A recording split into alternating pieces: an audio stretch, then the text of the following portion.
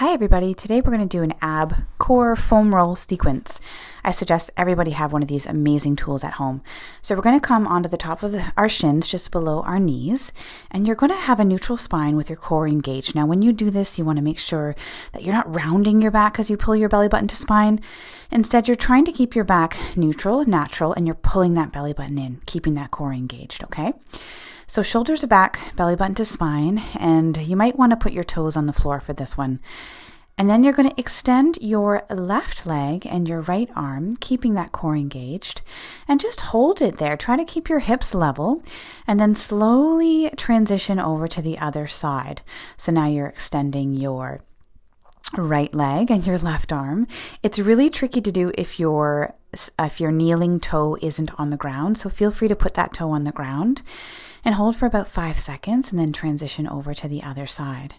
So right arm, left leg, keeping your shoulders level, your hips level, balancing here, belly button to spine, glutes engaged as well, and then transitioning over to the other side.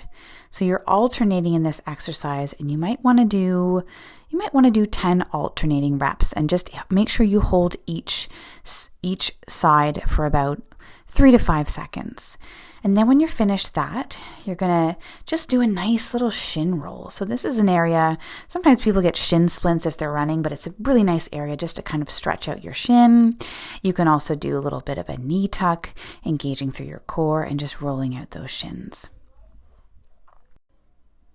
All right, next exercise, we're going to take that roller underneath our hips, and we're gonna bring basically our sacrum, or the top of our bum, is going to be on the roller in a really comfortable position. So you feel supported. It's not directly on your spine, and your legs are up overhead.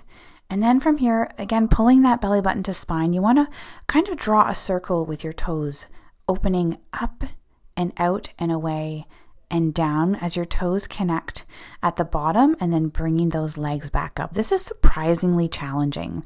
Belly button to spine, toes go out, around, and down, and then pulling those legs back up, out, around, and down, and then pulling those legs back up.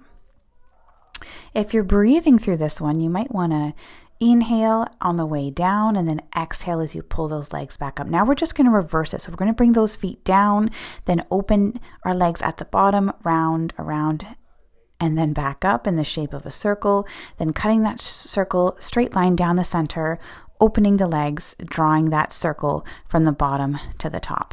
We're going to do this about 5 times. Make sure you're breathing. Make sure you're taking deep inhales through your nose and your mouth. Then we're just going to do a little bit of a scissor kick. So this is a great stretch, also great for strengthening the quads.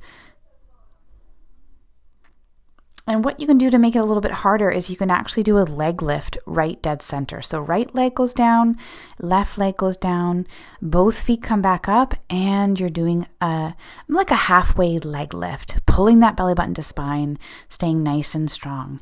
And then again, right leg down, left leg is straight. This is also a great massage for your lower back and your sacrum. And then slowly with control, bringing those feet down, legs straight, inhale, and then exhale back up.